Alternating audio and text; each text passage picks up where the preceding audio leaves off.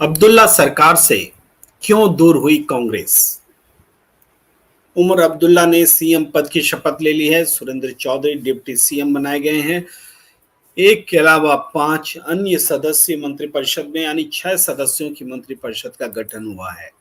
नमस्कार, मैं हूं प्रेम कुमार। प्रणाम इंडिया में आपका बहुत बहुत स्वागत है। हमारे साथ जुड़ चुकी हैं देश की जानी मानी सामाजिक कार्यकर्ता और राजनीतिक विश्लेषक मीनू जैन जी। आपका बहुत बहुत स्वागत है। जम्मू कश्मीर में इंडिया सरकार बन गई। इंडिया सरकार के तमाम महत्वपूर्ण इंडिया गठबंधन के तमाम महत्वपूर्ण चेहरे उमर अब्दुल्ला के शपथ ग्रहण समारोह में मौजूद थे। खास तौर से प्रियंका गांधी और राहुल गांधी भी वहां पहुंचे।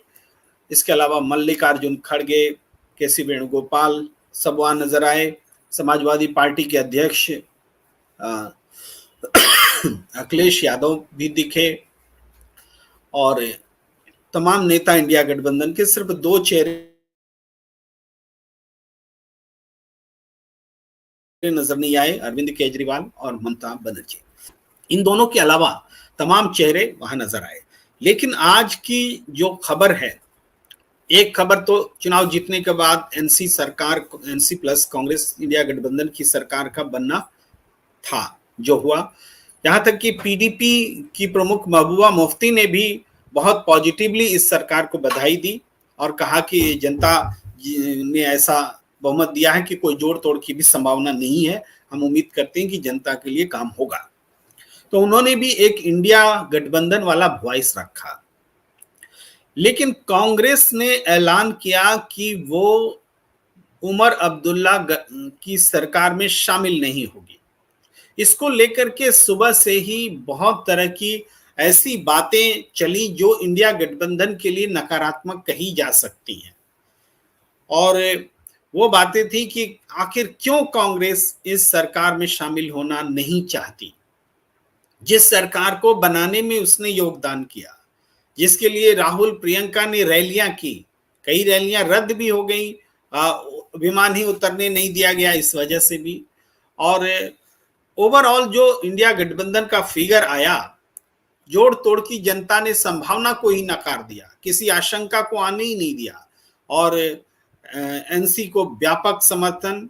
नतीजा ये हुआ कि जो छोटे छोटे दल थे उन लोगों ने भी आकर के समर्थन दे दिया कि अब कोई दूसरी सरकार तो बन नहीं सकती, और कांग्रेस के बगैर भी नेशनल कॉन्फ्रेंस को बहुमत हासिल हो गया।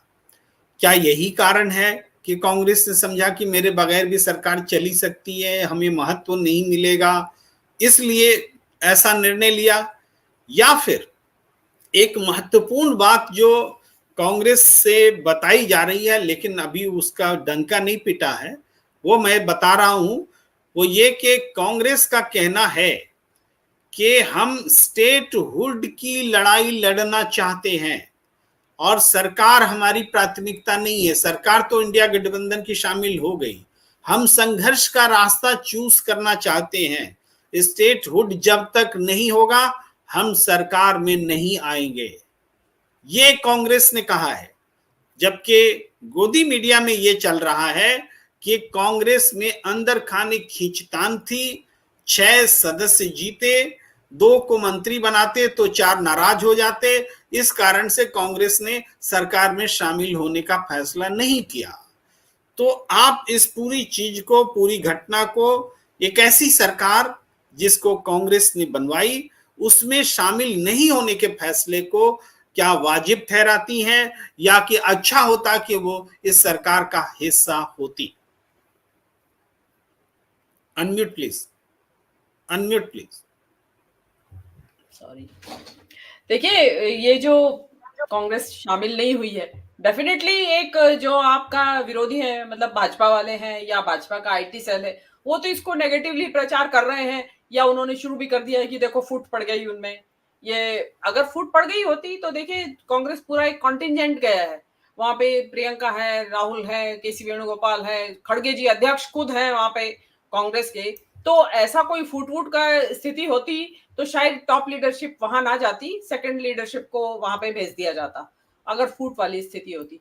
मेरा मानना ऐसा है कि जो आपने शुरू में ही कहा इंट्रो में कि एनसी को अपने बलबूते के ऊपर भी पूर्ण बहुमत मिल रहा है, तो प्रोबेबली कांग्रेस ने, हालांकि राजनीति में ये चीज चलती नहीं है, ये कांग्रेस का ये हुआ शायद कि नेकी कर कुएं में डाल, कि आपने नेकी की, आपने ये अपनी फर्ज निभाया कि भाई आप जो वहां की स्थानीय जो दल है, क्षेत्रीय दल है, उसको आपने उसके साथ आपने गठबंधन में रह के और आपने इसको इस स्थिति में ले आए कि वहां पर भाजपा की सरकार ना बने, जो कि एक बहुत बड़ा दुर्भाग्य होता इस कश्मीर का। अगर भाजपा सरकार वहां बन जाती तो वहां पे क्या, जो स्थानीय लोग, जो कि नेशनल कॉन्फ्रेंस, जो उसके जन्म के साथ ही जिसकी गर्भनाल जुड़ी हुई है इस कश्मीर के स्टेट की, मतलब जब से ये हिंदुस्तान में शामिल हुआ है तो तब से नेशनल कॉन्फ्रेंस वहां है।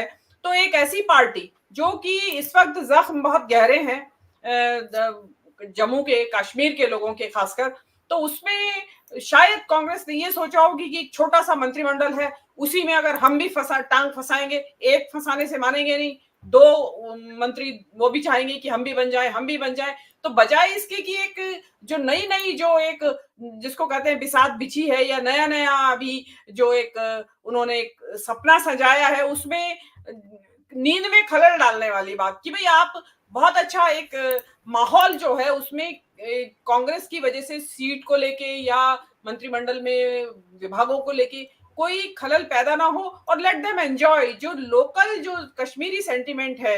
मेरे हिसाब से उसके लिए कांग्रेस ने एक बहुत बड़ा हीलिंग टच दिया है कि आप संभालिए, हमने आपको, जिसको कहते हैं ना, हम लाए हैं तूफान से कश्ती निकाल के, कि अब आप अपनी कश्ती को संभालिए और खुद ही इसको चलाइए और हम आपके साथ खड़े हैं। क्योंकि समर्थन का ऐसा नहीं है कि उन्होंने समर्थन हटा लिया है, अपना समर्थन साथ में वापस है, और सारा इंडिया का जो ब्लॉक है, वो सब नेता वहां पे शामिल है, दो के अलावा आपने बताया, लेकिन उनके भी रिप्रेजेंटेटिव शामिल है।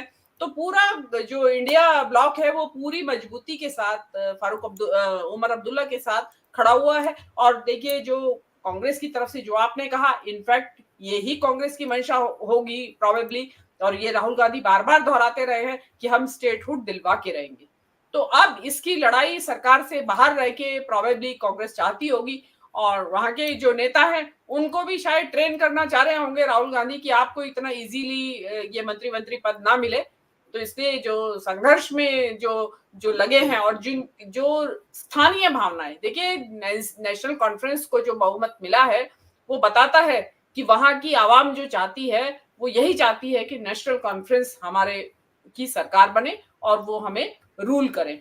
तो कांग्रेस ने उस जनादेश का सम्मान करते हुए बीच में टांग नहीं फंसाई है। मेरा तो ये इसके बारे में आकलन है। जी जी निश्चित रूप से आप जो तस्वीर देख रहे हैं, हम थोड़ी देर में वो तस्वीर भी दिखाएंगे, कोशिश कर रहे हैं कि जिसमें फारूक अब्दुल्ला के साथ में ग्लैडली राहुल गांधी मिल रहे हैं, या फिर उमर अब्दुल्ला के साथ मिल रहे हैं, प्रियंका गांधी मिल रही। ये जो जेस्चर है कांग्रेस की फुल लीडरशिप का मतलब फुल कांग्रेस के अध्यक्ष, कांग्रेस के मेंटोर राहुल गांधी, अध्यक्ष मल्लिकार्जुन खड़गे, स्टार कैंपेनर प्रियंका गांधी, और संगठन के ऑर्गेनाइजेशन के प्रमुख वेणुगोपाल, ये सारे लोग अगर वहां पहुंचे हुए तो फुल लीडरशिप पहुंची। और फुल लीडरशिप अगर पहुंच रही है तो इंडिया गठबंधन में कोई मतभेद है, इसको सीधे तौर पर ये तस्वीरें खारिज करती हैं। सरकार नहीं बनी, सरकार बने, ये मंशा पूरी हो गई। सरकार में शामिल हो या ना हो, कांग्रेस के इस फैसले से इंडिया गठबंधन की सरकार पर कोई फर्क उसकी सेहत पर नहीं पड़ता है। तो ऐसे में कांग्रेस ने और खास करके राहुल गांधी ने अपनी पार्टी को संघर्ष के रास्ते पर चलाने का जो फैसला लिया है कि हम सरकार एंजॉय नहीं करेंगे, हम जब तक जम्मू कश्मीर से उसका छीना हुआ राज्य का दर्जा, यानी स्टेटहुड जिसको शॉर्ट में अंग्रेजी में बोलते हैं, वो राज्य का दर्जा जब तक हासिल नहीं करके दे देते हैं तब तक हम चैन से नहीं बैठेंगे। अब ये जो दबाव है, ये दबाव एक एक्स्ट्रा दबाव होगा, जम्मू कश्मीर की विधानसभा का दबाव होगा सेंटर पर, बीजेपी ने स्वयं जो चुनाव के दौरान वादे किए थे कि हम स्टेटहुड देंगे, और बल्कि बात तो ये थी कि स्टेटहुड देने के बाद चुनाव कराया जाना था, लेकिन वो नहीं हुआ। तो अब जब कांग्रेस कह रही थी कि स्टेटहुड दिला के रहेंगे, तो बीजेपी के लोग मजाक उड़ा रहे थे, कह रहे थे कि बीजेपी तो खुद ही बोल रही है स्टेटहुड देंगे, तो ये कांग्रेस वाले दिला के क्या रहेंगे। लेकिन सच ये है कि अब तक स्टेटहुड देने की कोई सुगबुगाहट भी शुरू केंद्र सरकार ने नहीं की है।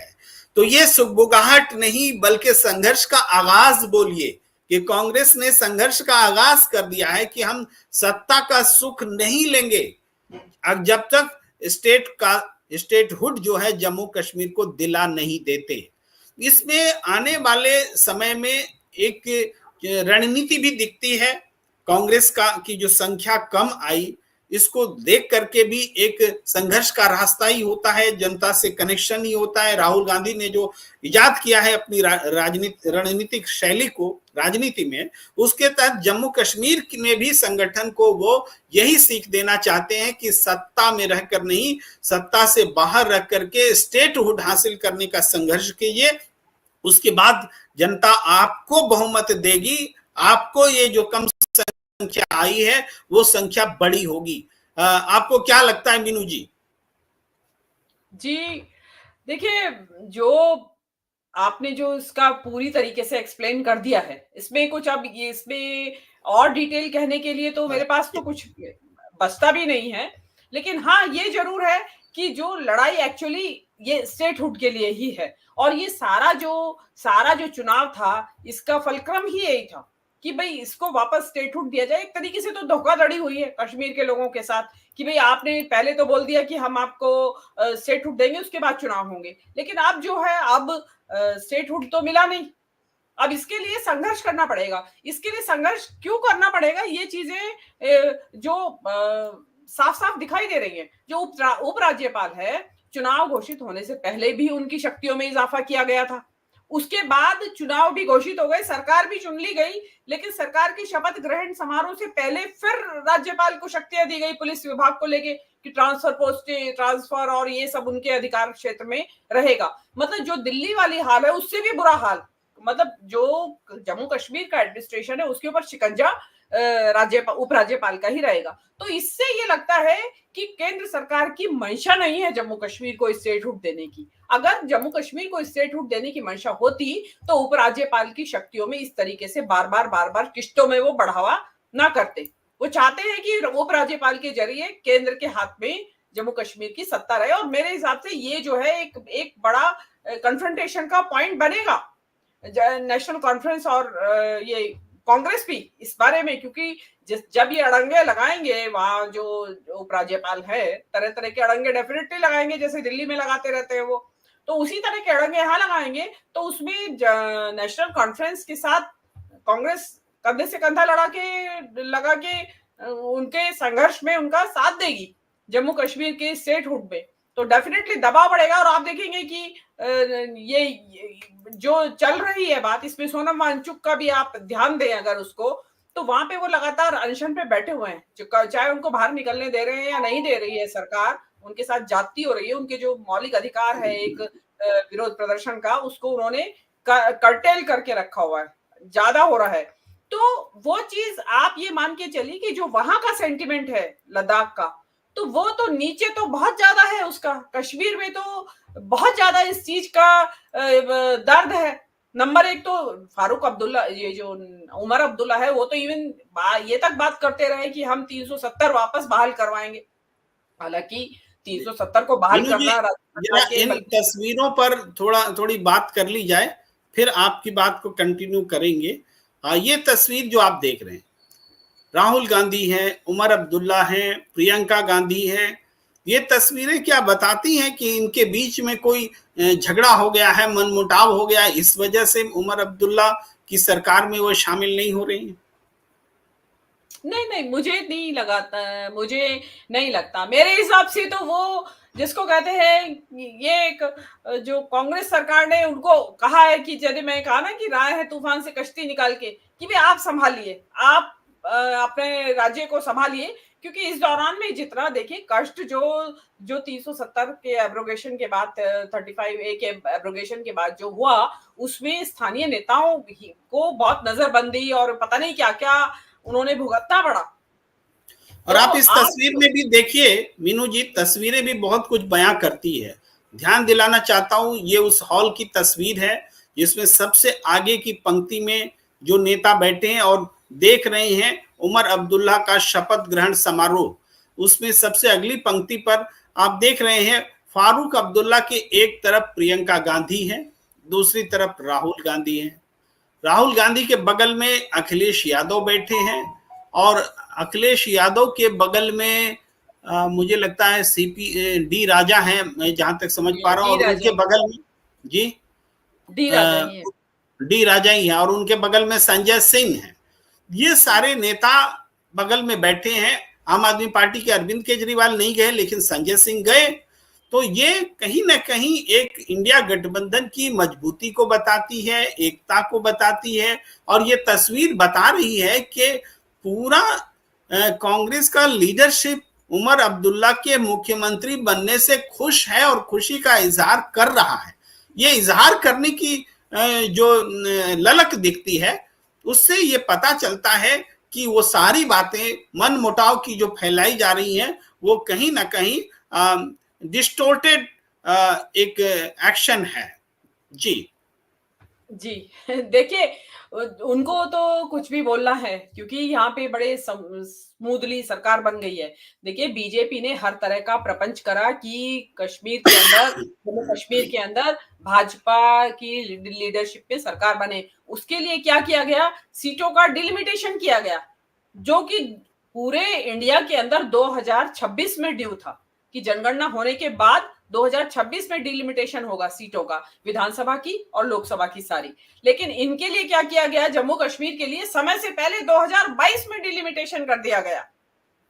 आप ये देखिए कि ये एक जाति है, ये जम्मू कश्मीर के लोगों के साथ, और उसमें सीटें बढ़ाई गई। सीटें घाटी में भी बढ़ाई गई लेकिन जम्मू रीजन में बढ़ाई गई कि ताकि वहां से ज्यादा सीटें आए और फिर उसमें हम गठबंधन करके, हेरफेर करके और किसी तरीके से हम सत्ता के ऊपर वहां काबिज हो जाए। उनको ये उम्मीद ही नहीं थी कि नेशनल कॉन्फ्रेंस को इस तरीके का बहुमत मिल जाएगा, पूर्ण बहुमत मिल जाएगा। ये बीजेपी को कतई उम्मीद नहीं थी। उन्होंने हर तरह के प्रपंच करे, उन्होंने कश्मीर फाइल्स तक फिल्म बनवाई। ये उसी मकसद से तो बनवाई गई थी, जो कश्मीर फाइल्स बनवाई गई थी कि ताकि जबरदस्त ध्रुवीकरण हो। और ये कुछ हद तक उन्होंने जम्मू में ये सफल रहे, लेकिन यहाँ पे इनके जो कैलकुलेशन थी वो जम्मू कश्मीर रीजन के अंदर इनकी कैलकुलेशन गलत पड़ी। पब्लिक ने पूरी तरीके से अपने स्थानीय नेतृत्व को, जो कि वास्तव में जिनके प्रति उनकी सहानुभूति है और जो उनको लगता है कि ये वास्तव में हमारे कश्मीर का जो कॉज है उसके लिए लड़ेंगे, स्टेटहुड के लिए लड़ेंगे, उन्होंने उनको वोट दे दिया। लेकिन सरकार जो है बीजेपी की बाज वहां भी नहीं आई। मैंने अभी आपको बताया कि उपराज्यपाल की शक्तियों में इजाफा किया जा रहा है। तो ये चीजें जो है वो शक पैदा करती हैं जम्मू कश्मीर के आवाम के दिमाग में कि ये लोग जो हैं पता नहीं सरकार चलने भी देंगे कि नहीं चलने देंगे। देखिए, इसमें उमर अब्दुल्ला थोड़ा सॉफ्ट किस्म के व्यक्तित्व है मुझे लगता है। तो केजरीवाल की तरह जुझारू तो नहीं है कि पूरे दमखम के साथ लड़ेंगे, पर लेकिन एक वो उनकी जो सॉफ्ट उनका जो नेचर है उसके फायदा उठा के या कहेंगे कि गलत फायदा उठाया जाएगा बीजेपी के द्वारा। तो अब जो है, अब ये डिपेंड करेगा कि किस जो भी है। चलिए, आप ये मान के चल लीजिए कि कम शक्तियों वाली एक सरकार बनी है जिसमें देखिए, उनको मुबारकबाद देने के लिए यहाँ आया हूँ। हमारे को बड़ी खुशी हो गई। हमारी अलायंस पार्टनर के नेता ने आज चीफ मिनिस्टर बना। बहुत दिन के बाद डेमोक्रेसी यहाँ एस्टैब्लिश हुई है और इस डेमोक्रेसी को जिंदा रखने के लिए और संविधान के तहत सरकार चलाने के लिए ये एक मौका मिला है। हम जरूर इसको स्टेटहुड दिला के रहेंगे। यही वो संकल्प है मीनू जी जो मल्लिकार्जुन खड़गे कह रहे हैं। समर्थन भी देंगे, लोकतंत्र को भी मजबूत करेंगे और स्टेटहुड भी दिला के रहेंगे। ये खुशी का मौका है। एक सरकार बनी है, इंडिया की सरकार बनी है। जी जी, बिल्कुल, वो जो मतलब स्पष्ट है, एक तरीके से उन्होंने जो कह दिया है स्पष्ट कि भई स्टेटहुड दिलाएँगे। और ये मानना पड़ेगा कि जो एनसी है, नेशनल कॉन्फ्रेंस है, उनको एक ये जो नेशनल पार्टी है कांग्रेस, उसके साथ की ज़रूरत है, अपनी बात को पुरज़ोर तरीके से रखने के लिए। क्योंकि ये एक जो ये बीजेपी का ये है कि उनको तो ये लगता है कि कश्मीरी लगते हैं उनको कि दुश्मन है। तो वो देश के दुश्मन है। नंबर 1 तो सबसे पहले कि मुसलमान हैं। तो एक जो हिंदू-मुसलमान का नैरेटिव है वो उनके दिमाग में चलता रहता है। तो ऐसे में एक राष्ट्रीय पार्टी का अगर नेशनल कॉन्फ्रेंस के साथ साथ रहेगा तो जो भाजपा के जो मंसूबे हैं वो विफल हो जाएँगे। भाजपा ने तो पूरी कोशिश की, कितने इंडिपेंडेंट कैंडिडेट्स खड़े कर दिए, आपको ध्यान होगा राशिद इंजीनियर। मतलब उसने इतने कैंडिडेट्स इकट्ठे किए, वहाँ खड़े किए, बताया जा रहा है, अभी पता नहीं, हम हमारे पास कोई ऐसी कोई पुख्ता जानकारी नहीं है, ना सबूत है, लेकिन कहा जाता है कि भाजपा ने ही सारा उनको फाइनेंस किया और खड़ा करवाया और जो भी कुछ की ये ज्यादा से ज्यादा जिससे कि वोट कट सके। तो लेकिन जम्मू कश्मीर की जनता उस चाल को पहचान गई और उन्होंने खुल के उमर अब्दुल्ला को समर्थन दिया है। तो अब आगे देखते हैं कि उम्मीद करते हैं कि जो अमन चैन बहाल होगा और जो ये मैं तो ये चाहती हूँ कि वहाँ जिस तरीके से दिन रात आतंकी हमले और आतंकवाद की घटनाएं होती रहती हैं उनमें कमी आनी चाहिए फारूक अब्दुल्ला की सरकार आने के बाद। क्योंकि एक जो एक वैचारिक विरोध होता है व्यक्ति का कि वो उसको लगता है कि नहीं ये जम्मू कश्मीर के अपने लोग बैठे हुए हैं इस टाइम सत्ता में। और जो बीजेपी है जो उनका वो अगेन वही आता है कि आपने बगैर स्टेटहुड दिए सरकार वहां पे चुनाव कराए हैं, तो उसमें एक भरोसा नहीं होता कि आगे भी आप जी अपने वादों पे कायम रहेंगे या नहीं रहेंगे।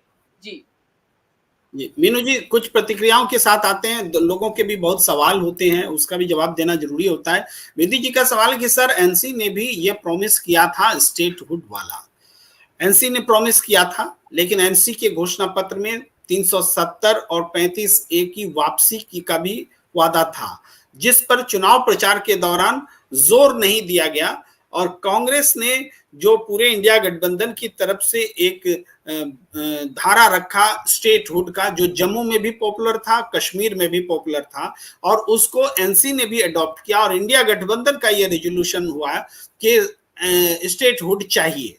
मगर अब जब सरकार बन गई है तो सरकार के तौर पर विधानसभा भी एक अपनी इच्छा रखेगी। विधानसभा को भी अपनी इच्छा सदन में रखनी चाहिए कि हमारे स्टेटहुड बहाल किया जाए और उसको पारित करना चाहिए, ताकि ये एक्सपोज हो सके कि अगर बीजेपी जो कहती है वही विधानसभा में भी कहती है तो बात समझ में आएगी कि पूरा जम्मू कश्मीर ये चाहता है कि स्टेटहुड लाया जाए। अगर बीजेपी भी वही कहती है तो सर्वसम्मति से वो प्रस्ताव पारित होगा। तो ये एक राजनीति, ये एक पॉलिटिक्स करने की जरूरत है। दूसरी तरफ कांग्रेस ये कह रही है कि हम सत्ता से बाहर रह करके भी पूरे देश में हम बीजेपी सरकार के समांतर एक मुहिम चलाएंगे कि जम्मू कश्मीर को स्टेटहुड दो, जो छीना है वो दो। दोनों में बहुत फर्क है। सरकार चलाना एक बहुत बड़ी जिम्मेदारी है। सरकार चलाने के लिए आपको केंद्र के साथ अच्छे संबंध की भी आवश्यकता होती है, और आप हमेशा टकराव के मोड में रहेंगे तो दिक्कत आती है। तो ऐसे में हालांकि हम ये दिखाना चाहें कि नरेंद्र मोदी जी ने भी उनको आभार प्रकट किया है, थोड़ा दिखाते हैं स्क्रीन पर कि congratulations to Shri Omar Abdullah ji on taking oath as the chief minister of Jammu and Kashmir, wishing him the very best in his efforts to serve the people. The center will work closely with him and his team for Jammu Kashmir's progress. तो एक भरोसा तो कम से कम औपचारिक ही सही दिया है। नरेंद्र मोदी जी ने प्रधानमंत्री के तौर पर एक भरोसा दिया है, कांग्रेचुलेशंस भी दिया है कि हम सहयोग करेंगे। तो इस बीच में ये भरोसा चाहिए कि हमें स्टेटहुड देंगे कि नहीं देंगे। इस पर चुप्पी क्यों है? इस पर केंद्र सरकार क्यों नहीं बोल रही है? तो इस आवाज को बुलंद करने के लिए ये बात कही गई है। मैं विधि जी के सवाल पर मैंने ये कहा, उन्होंने बेरोजगारी के बारे में भी कहा, संविधान के बाबत भी कहा। ये सारी मुद्दे थे चुनाव के दौरान जिसको विधि जी याद दिला रही हैं। नीरज सिंह का कहना है कि एलजी ने अब्दुल्ला को बुलाकर वार्निंग दिया था, सरकार चलाना है तो कांग्रेस से दूर रहो। ये वार्निंग इंडिया गठबंधन से दूर रखने के लिए हर घटक दल को दी जाती है। हर नेता जिसके पास थोड़ा सा वजन है उसको कहा जाता है कि इंडिया से दूर रहो। झारखंड में भी अभी एक नेता के घर में ईडी छापे मार रही है, लोकसभा चुनाव के समय भी छापे मारी थी। उन्होंने भी कहा है कि हमको बीजेपी में जाने का दबाव है, कांग्रेस छोड़ने का दबाव है, इंडिया गठबंधन छोड़ने का दबाव है। ये दबाव आम आदमी पार्टी के नेताओं ने भी कहा था, मनीष सिसोदिया ने भी कहा था कि उनको मुख्यमंत्री पद का ऑफर दिया जा रहा था कि आम आदमी पार्टी को तोड़ के आइए। ये सारी चीजें होती हैं, लेकिन इनसे लड़ करके जो गठबंधन में रहता है तभी गठबंधन आगे बढ़ता है, और गठबंधन की सफलता के पीछे ये जज्बा ही है जो रिजल्ट बनकर के सामने है। चुलबुल पांडे लिखते हैं, ये दोनों अब्दुल्ला अंदर से मोदी शाह से मिले हुए हैं और नाटक कर रहे हैं, आप लोगों को ये दिख नहीं रहा है। तो चुलबुल पांडे जी, आपकी बात सही भी हो तब भी ये सरकार तो अपने दम पर है, अपन बहुमत में है। राज्य सरकार को केंद्र सरकार के साथ मिल करके सरकार चलाना चाहिए। ये संघीय व्यवस्था है, केंद्र को भी मदद करनी चाहिए स्टेट को। यही चीज तो खत्म हुई है मोदी शाह के शासनकाल में। संघीय ढांचा अस्त व्यस्त हुआ है। तो ये अच्छी बात है कि अब्दुल्ला और नरेंद्र मोदी के बीच में एक ट्यूनिंग डेवलप हो रही है। तो ये सारे सवाल हैं। विधि जी लिख रहे हैं, नीरज सिंह डीबी लाइव पर जाओ। खैर आगे बात चल रही है, हम आगे देखें। प्रतिक्रियाएं बहुत भी हैं, लेकिन मैं आपके पास सवाल लेकर आता हूं। प्रतिक्रिया मैं अब आगे दिखाता रहूंगा स्क्रीन पर, लेकिन मैं आपके पास सीधा सवाल लेकर आ रहा हूं मीनू जी कि जम्मू कश्मीर में जो हुआ है बहुत बड़ा मैंडेट मिला है। एक बात, दो बातें हुई हैं इस पूरे लोकसभा से अभी तक के चुनाव में। लोकसभा चुनाव में मीना कि राम मंदिर की प्राण प्रतिष्ठा समारोह के बाद भी भारतीय जनता पार्टी उत्तर प्रदेश हार गई, अयोध्या हार गई। और जम्मू कश्मीर के चुनाव में यह हुआ है कि धारा अनुच्छेद 370 और 35A लगाने के बाद, विकास का नैरेटिव जमाने के बाद भी जनता ने बीजेपी को इस लायक नहीं छोड़ा कि वो सरकार बनाने की कोशिश भी कर सके। वो संख्या गिना रहे हैं, संख्या भी देखिए, 43 जम्मू में संख्या और 47 कश्मीर में संख्या। कश्मीर में 47 में 41 पर नेशनल कॉन्फ्रेंस और कांग्रेस का अलायंस जीतता है, 47 में 41, जम्मू में 43 में कितना बीजेपी जीत पाती है। यहां भी देखिए, यहां भी उसको वो सफलता नहीं मिली है। उसमें हम इधर उधर बेईमानी वाला फैक्टर रख भी नहीं रहे, सिर्फ आंकड़े रख रहे हैं। तो जम्मू में भी बीजेपी को वो एक्सेप्टेबिलिटी नहीं मिली है जो नेशनल कॉन्फ्रेंस को जम्मू और कश्मीर दोनों जगह मिली है। ये बहुत बड़ा फर्क है। तो हम ये कह रहे हैं कि जनता ने बीजेपी की राजनीति को लोकसभा चुनाव में भी नकारा था और जनता ने जम्मू कश्मीर में भी नकारा है, और हरियाणा में तो नकारा ही है। वहां तो सीधे ईवीएम का मसला है और कोई दूसरा मसला ही नहीं है। जी बिल्कुल, आपने बिल्कुल सही कहा कि जो बीजेपी और या समझिए कि उनके पितृ संगठन आरएसएस के कोर एजेंडा था राम मंदिर और ये आपके 370 हटाना, 35A, और जो कि उनको ये लगता था कि हमारे हाथ तो एक बहुत बड़ा एक ये तो कुंजी लग गई है सफलता की, और अब तो हम अजेय हैं, कभी कुछ हार ही नहीं सकते। तो उसमें आप ये देखिए कि आयरनी देखिए उनके भाजपा की कि अयोध्या जिस नगरी के अंदर राम का मंदिर बना, भगवान राम का मंदिर बनाया, इतना मोदी जी ने पूरी ताकत झोंक दी सरकार और राज्य सरकार और सब झोंक दिया, जितने संसाधन थे, और खूब भ्रष्टाचार भी हुआ, लोगों ने खूब पैसा भी कमाया, लेकिन उसके बावजूद भी राम जी ने इनका साथ नहीं दिया, क्योंकि जिस तरीके से राम मंदिर को बनाया गया वो राम जी के सिद्धांतों के अनुकूल नहीं था। जिस तरीके से सारे सिद्धांत, नियम, नैतिक मूल्यों को ताक पे रख के हिंदू मुसलमान की खाई पैदा करके और उसके बाद वो मंदिर को बनाया गया, और उसमें जो आपने देखा ही होगा जो उसके शिलान्यास हुआ और उसके बाद जो मंदिर की प्राण प्रतिष्ठा हुई, उसमें किन लोगों को बुलाया, किन को नहीं बुलाया, वो सारी चीजें जो राम जी के जो मूल्य थे उनके तो बिल्कुल अगेंस्ट थे। राम जी शबरी के मेरे कहते थे, आपने जो अपनी शबरी हैं राष्ट्रपति जी, महिला, आदिवासी महिला, जिनको कि आप अपनी तरफ से ट्रॉफी के तौर पे लिए घूमते हैं, वो उनको आपने उसमें प्राण प्रतिष्ठा में नहीं बुलाया। तो आपका जो था उस वो भगवान राम के गले नहीं उतरा, भगवान राम के गले नहीं उतरा तो जनता ने भी नकार दिया उसको। तो इससे बड़ी शर्मनाक हार। इवन वैष्णो देवी, आप कश्मीर में, जम्मू में ही है वैष्णो देवी की तो सबसे बड़ा जो पहाड़ पे जो माता विराजती है, तो वो वहां हार गए ये सीट अपनी। तो जो ये धर्म के ठेकेदार या हिंदू के ठेकेदार या हिंदुत्व के ठेकेदारी बनते हैं, तो वो ठेकेदारी तो जनता ने ले ली है इनसे वापस कि भाई तुम नहीं हो ठेकेदार, तुम तो अपना ईवीएम में घोटालेबाजी करके जीत हार डिसाइड करते रहो, लेकिन जहां धर्म का मामला आएगा वहां हम डिसाइड करेंगे कि कौन है इस धर्म का ठेकेदार। जनता ने बोला हम हैं ठेकेदार, आप नहीं हो धर्म के ठेकेदार, आप ईवीएम के ठेकेदार हो। और वो वहां ईवीएम की ठेकेदारी अच्छे से निभा रहे हैं बीजेपी वाले। तो ये जो चीज है, ये तो अब जो रहा जम्मू कश्मीर का ये 370 का, देखिए जिस वक्त ये 370 का एब्रोगेशन हुआ था उस वक्त कितनी भाजपा का आईटी सेल और भाजपा के नेता इतनी गंदी अभद्र अश्लील बातें बोल रहे थे जम्मू कश्मीर की लड़कियों को लेके, और वहां की प्लॉट खरीद लेंगे हम तो, और हम तो डल झील के ऊपर छठ मनाएंगे इस बार। और इवन जो खट्टर थे जो उस वक्त हरियाणा के मुख्यमंत्री, उन्होंने तो यहां तक कह दिया सारी सीमाएं त्याग के कि गोरी बहुएं लाना तुम वहां से कश्मीर से। मतलब वो सारी भूल गए सीमाएं कि मैं किस पद पे बैठा हूं और मेरी क्या उम्र है। मतलब उन्होंने ट्रोल से भी नीचे गिर गए, बिल्कुल ही सड़क छाप से भी टपोरी हुई मवालियों से भी गंदी भाषा उन्होंने बोली थी। तो वो सब जख्म कोई भूली नहीं है वहां। मीनू जी थोड़ा इस तस्वीर को देखिए, जब राहुल गांधी पहुंचते हैं कैसे सब लोग उनका स्वागत करते हैं। सामने उमर अब्दुल्ला हैं और सब लोग हैं, फारूक अब्दुल्ला स्वागत कर रहे हैं, तमाम नेता।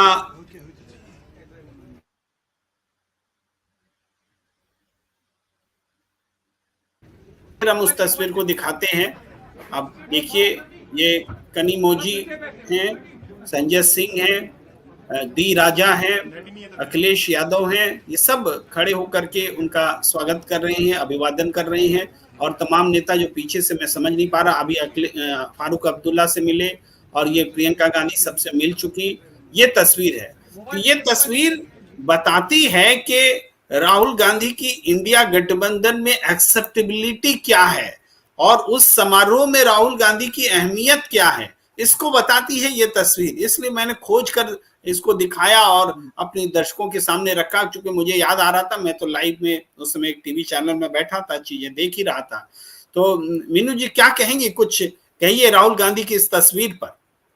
जी देखिए, राहुल गांधी निर्विवाद रूप से इंडिया जो ब्लॉक है इसके एक निर्विवाद नेता हैं। और देखिए जो आज इंडिया ब्लॉक को जो आवाज मिली है, जो नेता बोलने लगे हैं, उनके मुंह से विरोध के स्वर फूटे हैं, वो उसके पीछे राहुल गांधी का एक बहुत बड़ा रोल है। राहुल गांधी ने उनको डरो मत, निडरता सिखाई है कि निर्भीक बनो, जब ही अपने हक की बात कर सकोगे। और जब से नेताओं ने बोलना शुरू किया है तब से सिट्टी पिट्टी गुम है। अभी आप देखिए ना कि वहां जो अयोध्या में मिल्कीपुर विधानसभा का इलेक्शन नहीं हो रहा है, 10 उपचुनाव होने हैं यूपी के अंदर, सारे उपचुनाव हो रहे हैं, खाली मिल्कीपुर नहीं हो रहा है जो कि अयोध्या कॉन्स्टिट्यूएंसी में आता है, संसदीय कॉन्स्टिट्यूएंसी में आता है मिल्कीपुर विधानसभा, उसका नहीं हो रहा है। क्यों नहीं हो रहा है? क्योंकि उनको पता है कि यहाँ हम हारने वाले हैं। तो वहां पे क्या करेंगे, ये फुर्सत में बैठ के करेंगे कि जब फुर्सत में अकेले बैठ, बिल्कुल एक अकेला मिल्कीपुर का चुनाव होगा और उसमें प्रधानमंत्री और सारी मंत्रिमंडल और सारे राज्यों के मुख्यमंत्री और सारी बीजेपी ट्रोल आर्मी संगठन सब पिल पड़ेंगे वहां मिल्कीपुर में। तो वो क्योंकि वो इस टाइम सारा फ्री नहीं है, इनका सारा वो जितना भी लवाजमा है वो सारा वहां पिल पड़ेंगे विधानसभा को जीतने के लिए। और पता नहीं राम जी उसमें भी जिताएंगे या नहीं जिताएंगे, क्योंकि लक्षण तो ऐसे दिखाई नहीं दे रहे हैं कि राम जी वहां जिताने वाले हैं इनको। तो इसलिए इन्होंने ये डरे बैठे कि भाई मिल्कीपुर नहीं, तो सवाल इनसे कोई नहीं पूछ रहे। आप गोदी मीडिया जो यहाँ पूछ रहे हैं कि कांग्रेस शामिल नहीं हुई, क्यों नहीं हुई, क्या नहीं हुई, वहां भी तो बताए गोदी मीडिया कि भाई मिल्कीपुर में चुनाव क्यों नहीं करवाया जा रहा है, क्या डर है ऐसा जो कि आप अकेला मिल्कीपुर करवाएंगे ताकि उसमें पूरी तरीके से आप पूरी जो जितनी भी आपकी छल फरेब, झूठ, प्रखंड, पाखंड, प्रपंच और जो भी आप कर सकते हैं वो आप उसके जरिए जीतना चाहते हैं मिल्कीपुर। क्योंकि अयोध्या में जो आप जीत नहीं पाए संसद की सीट, उसका जो कलंक आपके माथे पे लगा हुआ है, उसको मिटाना चाहते हैं। तो अभी ये तो जनता डिसाइड करेगी कि वो कलंक आप मिट पाएंगे या नहीं, कि असली हिंदुत्व का ठेकेदार कौन है, जनता है या आप हैं। तो ये खुद को ठेकेदार बने बैठे, खुद इतने प्रपंची दुनिया भर के पाप करते रहते हैं, उसके बावजूद खुद को हिंदू धर्म का ठेकेदार बताते हैं। बेशर्मी की भी इंतहा है। जी जी बिल्कुल। हमारे चैनल पर बहुत सारी प्रतिक्रियाएं आ रही हैं, जो कि मैं सिर्फ इतना ही कहना चाहता हूं, विपरीत विचारों का स्वागत है, मगर भाषा सभ्य रखिए, एक दूसरे से गलत बात मत कीजिए, एक दूसरे को चिढ़ाइए नहीं, टीज मत कीजिए, परेशान मत कीजिए। उससे क्या है कि भाषा का स्तर खराब होता है। तो गुणवत्तापूर्ण तरीके से अपनी बात रखिए, तो बहुत अच्छा लगेगा, मजा आएगा। लेकिन अगर एक दूसरे का सम्मान नहीं करेंगे तो प्रतिक्रियाएं फिर बेमतलब हो जाएंगी। फिर तो प्रतिक्रिया से ज्यादा महत्वपूर्ण हो जाएगा कि हमारा आपका व्यवहार क्या है, और उस हिसाब से चीजें होंगी। तो आइए देखते हैं तस्वीर एक बार फिर, प्रियंका गांधी और राहुल गांधी की उमर अब्दुल्ला के साथ ये तस्वीर है। फारूक अब्दुल्ला से हाथ मिला रहे हैं राहुल गांधी, और राहुल गांधी फारूक अब्दुल्ला और अखिलेश यादव के बीच बैठे हैं। दूसरे तमाम इंडिया गठबंधन के नेता संजय सिंह, डी राजा, अखिलेश यादव, फारूक अब्दुल्ला, राहुल गांधी, प्रियंका गांधी सब दिख रहे हैं स्क्रीन पर। यही इस कार्यक्रम की शोभा, आप कह सकते हैं कि ये इस कार्यक्रम की शोभा थी, बनी, और हमेशा याद की जाएगी ये तस्वीर जो अब्दुल। लेकिन ये सवाल एक बार फिर हम लौटे, जो दर्शक हमारे साथ देर से जुड़े हैं उनके लिए, कि अब्दुल्ला सरकार से क्यों दूर हुई कांग्रेस। अब्दुल्ला सरकार में शामिल होना कोई मुश्किल काम नहीं था, 2 मंत्री पद तो मिल ही रहे थे, 6 विधायक कांग्रेस के थे, सरकार में शामिल हो जाते। ये भी लोग कहते हैं कि एक मैसेज जाता कि इंडिया गठबंधन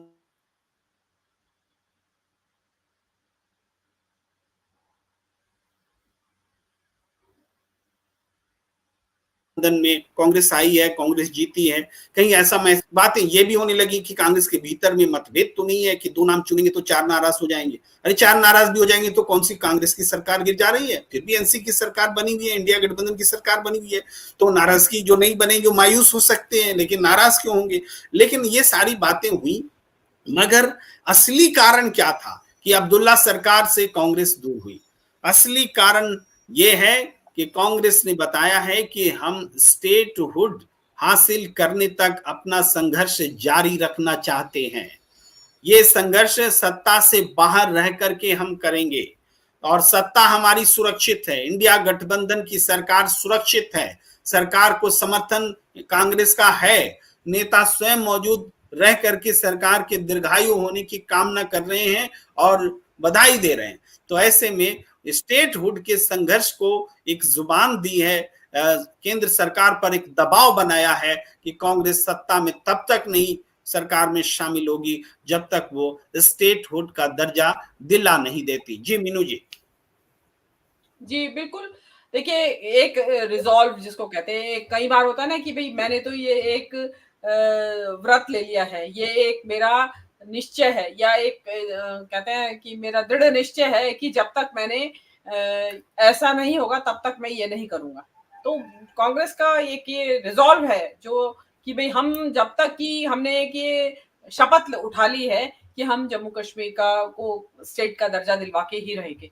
और देखिए, राहुल गांधी जिस तरीके से चीजों को रख रहे हैं, और अभी संसद का सत्र भी शुरू हो जाएगा, शीतकालीन सत्र शुरू होगा, तो डेफिनेटली उसमें उठाया जाएगा इसका ये जो ये कश्मीर का मुद्दा है, स्टेटहुड का मुद्दा है, उसको उठाएंगे कश्मीर के लोग, ये जो कांग्रेस है वो भी उठाएगी, और अन्य जो इंडिया गठबंधन के जो लोग यहाँ पे बैठे हैं, जो नेता आए हैं, डेफिनेटली ये सभी इसका समर्थन ही करेंगे। और ये जरूरी भी है, क्योंकि देखिए ये इतिहास में जो कि राहुल गांधी बार बार कहते रहे कि इतिहास में ये कभी नहीं हुआ कि एक स्टेट को यूनियन टेरिटरी बना दिया हो। यूनियन टेरिटरी को स्टेट जरूर बनाया गया हमेशा से, और होता भी यही है। इन्होंने ना केवल यूनियन टेरिटरी बना दिया, उसके 2 फाड़ भी कर दिए, एक लद्दाख बना दिया और एक जम्मू कश्मीर बना दिया।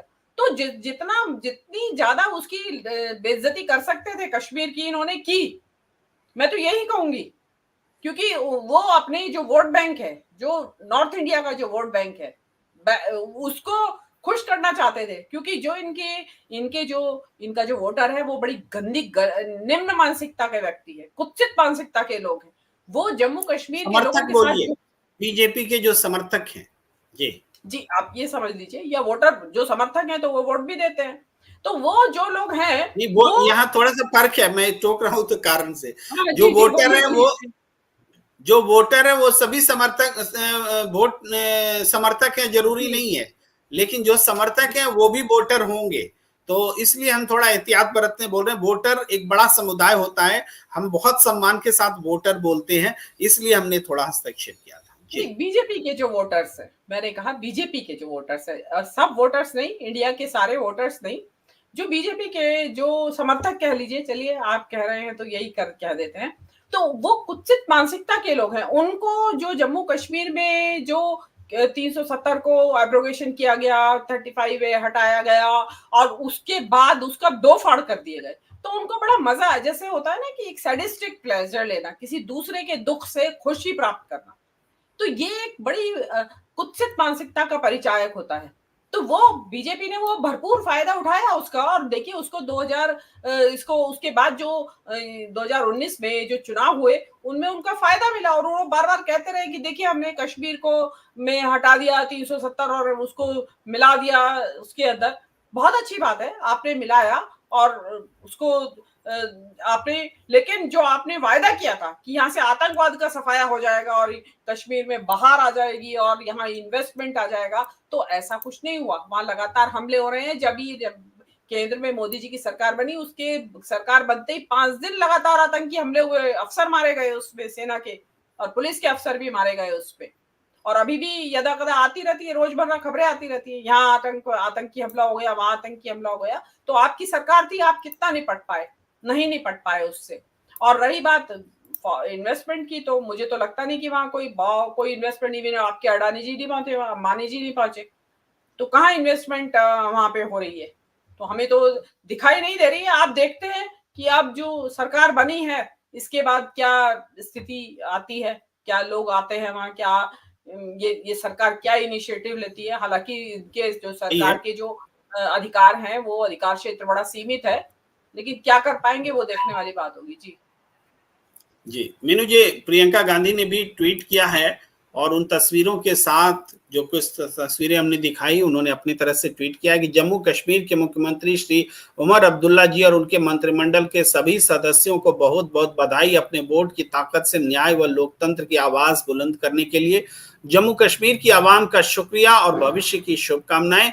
इंडिया गठबंधन की सरकार अवाम के लंबित अधिकारों को वापस दिलाने के साथ साथ अपने सभी वादों और जन आकांक्षाओं को पूरा करने के लिए पूरे समर्पण से काम करेगी। यानी सरकार की तरफ से भी वादा करती दिख रही है प्रियंका गांधी। आप समझ सकते हैं, सरकार को समर्थन देने के एवज में जो एक हक होता है उस सरकार की ओर से वादा करने का, उस हक के तहत वो कह रही है कि इंडिया गठबंधन की सरकार सभी अधूरे वादों को पूरा करने का काम करेगी। और जो उसमें स्टेटहुड की बात भी छिपी हुई है, भाषा उसकी ऐसी है वो जो साफ तौर पर स्टेटहुड पर कांग्रेस का सबसे ज्यादा जोर। जी नीनू जी। जी बिल्कुल। देखिए जो ये ट्वीट बताता है कि अगेन वही बात आ रही है कि समर्थन की, कि साथ खड़े हुए हैं। तो और वो उसमें प्रियंका गांधी, हो सकता है राहुल गांधी का भी ट्वीट आ गया हो या आने वाला हो, तो और भी नेताओं के आएंगे ही। देखिए हर कोई चाहता है कि कश्मीर के अंदर शांति हो स्थापित, वहां प्रोग्रेस हो कश्मीर की, और सबसे ऊपर बढ़ा कि वहां जो ये आतंक का माहौल है ये वहां से दूर हटे। और कश्मीर के लोग भी इस देश की जो जो मोदी जी जो तीसरे नंबर की अर्थव्यवस्था बनाने जा रहे हैं, वो इस देश को, उसमें कश्मीर को भी उसका हिस्सा मिले। भाई अगर जब लड्डू फूटेगा, तीसरी अर्थव्यवस्था बनेगी, तो कश्मीर को भी मिलेगा उसका हिस्सा। लड्डू का कुछ तो चूरा तो मिलेगा कश्मीर को भी। तो उसके लिए जरूरी है कि वहां पे लोगों की अपनी नुमाइंदगी हो। इसमें मैं पहले जो एक बात कहना चाह रही थी कि जो कश्मीर के लोग अभी 10 साल हो गए थे, मतलब एलजी के शासन में चलते हुए, उनके पास अपने नुमाइंदे नहीं थे। अब उसमें सरकारी कर्मचारी होते थे, तब सरकारी कर्मचारी आपको पता ही है बात सुनते थोड़ी है, और बताया जाता है कि बाहर के सरकारी जो टॉप पोजीशंस पे थे वो 7 बाहर के व्यक्ति वहां पे पोस्टेड थे, तो वो उनके पास अपना कोई नुमाइंदा नहीं था। अब चाहे देखिए आपके पास एक छोटा सा पार्षद भी अपना नुमाइंदा हो, तो पब्लिक अपनी जो रोजमर्रा के जो उनकी दुश्वारियां हैं एटलीस्ट उनके पास शिकायत तो लेके जा सकती है। तो यहाँ पे जो उन्होंने विधायकों को चुना है, तो वो उनके जरिए अपनी बात को रखवा तो सकते हैं। विधानसभा के पटल पे जो बातें रखी जाएंगी, चाहे वो कैसे भी अधूरा स्टेट है, उसकी विधानसभा है, लेकिन वो सुर्खियां तो बनेगी, मीडिया में तो छपेगा उनका बात कि जो भाई जम्मू कश्मीर के विधायक ये बात कह रहे हैं, जनता की मांग ये है, तो वो उसको जनता भी समझेगी, जानेगी। क्योंकि जम्मू कश्मीर के बारे में जो खबरें आती हैं हमें सेकंड थर्ड सोर्सेस से पता चलती हैं। अब तो खैर आप जैसे यूट्यूब चैनल्स के जरिए कुछ जम्मू कश्मीर के पत्रकार आने लगे हैं, बात पता चलने लगी है थोड़ी बहुत, अदरवाइज तो पता ही नहीं चलती थी। अब इसमें एक ही जो आपने देखा कि जैसे फारूक अब्दुल्ला ने जम्मू से भी लिए हैं, जो मंत्रिमंडल में लिए हैं, उसमें उप मुख्यमंत्री जो बनाए हैं, क्या नाम है उनका, सुरेंद्र चौधरी, हाँ जी, और एक दो एक और बनाए हैं। तो उन्होंने बताया है कि भाई इंक्लूसिव, जो कि आपने भी कहा कि हम सबको साथ लेके चलेंगे। और मेरा मानना ऐसा है कि दरबार मूव जो कि जम्मू कश्मीर को एक सूत्र में बांधे रखता था, जम्मू और कश्मीर। दरबार मूव वो था कि जब सर्दियों में जब घाटी जो है बर्फ की चादर ओढ़ लेती थी, तो उस टाइम जम्मू कश्मीर का एडमिनिस्ट्रेशन जम्मू ट्रांसफर हो जाया करता था, सब पूरा ट्रांसफर। तो उससे क्या होता था, उससे जम्मू का जो बाजार था वो गुलजार हो जाता था, वहां के बिजनेसमैन को बिजनेस मिलता था। तो जिस वक्त 370 एब्रोगेट हुई उस टाइम तो जम्मू के लोगों ने उसका स्वागत किया, लेकिन उसके बाद जो भाजपा के जो एलजी थे उन्होंने वहां पे दरबार मूव को खत्म कर दिया। मतलब अब कश्मीर से सरकार जम्मू नहीं जाती थी, तो उससे जम्मू का जो व्यापारी था उनको बड़ा भारी नुकसान हुआ धंधे का, बिजनेस का।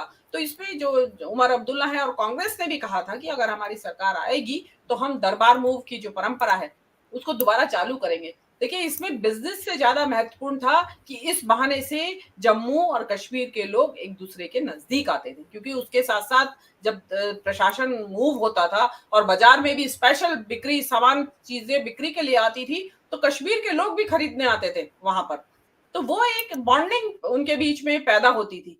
तो अगर आप चाहते हैं कि जम्मू और कश्मीर दोनों एक साथ हाथ से एक दूसरे का हाथ पकड़ के चले, तो ये दरबार मूव जैसी जो परंपराएं हैं वो अगर रेस्टोर होती हैं, तो ये जो जम्मू कश्मीर का जो बॉन्डिंग है वो आपस में डेफिनेटली मजबूत होगी। और जिसको कि उमर अब्दुल्ला ने तो अपने मंत्रिमंडल में दिखाया ही है कि दोनों को साथ लेके चल रहे हैं। जी जी जी, निश्चित रूप से इंडिया गठबंधन एक नेशनल पर्सपेक्टिव के साथ बना है। उस मकसद के साथ स्टेट गवर्नमेंट को बचाए रखना, बनाना, ये एक उपलब्धि है। जम्मू कश्मीर की उपलब्धि बहुत बड़ी उपलब्धि है, क्योंकि यहाँ ये स्टेट जो है इसको बाइफरकेट किया गया, इससे स्टेटहुड छीना गया, इसके जुल्म के साए में इनको रहने को विवश किया गया, संगीन के साए में रहने को विवश किया गया, कर्फ्यू लगे, इंटरनेट जाम हुआ, बहुत तरह की स्थितियां जम्मू कश्मीर के लोगों ने झेली। और आज एक बार फिर से डेमोक्रेटिक प्रोसेस शुरू हो रहा है और उसमें एक सरकार बन रही है और इंडिया गठबंधन की सरकार बन रही है। बीजेपी को राजनीतिक रूप से जवाब दिया गया है। ये सारी बातें हुई हैं, तो हम इस बातचीत को अब यहीं पर रोकना चाहते हैं। मीनू जी, हमें लगता है कि हमने जनता के बीच इस विषय को कि अब्दुल्ला सरकार से क्यों दूर हुई कांग्रेस, हमने बता दिया है, समझा दिया है। आप सबसे आग्रह कि आप अगर आपने YouTube चैनल प्रणाम इंडिया को अब तक सब्सक्राइब, लाइक, शेयर नहीं किया है या ज्वाइन नहीं किया है, तो प्लीज ज्वाइन कीजिए और हमें हमारे साथ इसी तरीके से बने रहिए। और अलग अलग विषयों पर हम जरूर वैचारिकी लेकर के, तथ्य लेकर के आपके पास आते रहेंगे। हमें दीजिए इजाजत। मीनू जी की तरफ से, हमारी तरफ से आप सबका बहुत बहुत आभार, शुक्रिया, धन्यवाद।